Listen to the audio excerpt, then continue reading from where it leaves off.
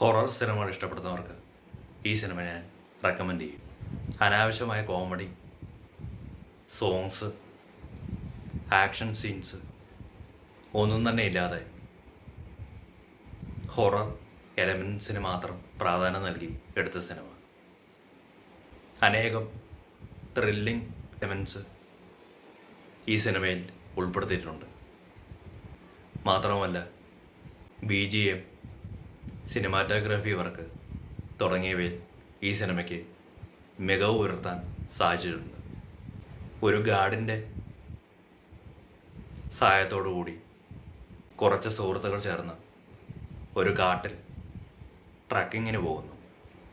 ഗാർഡിൻ്റെ അഭിപ്രായങ്ങൾക്ക് തുടക്കം മുതലേ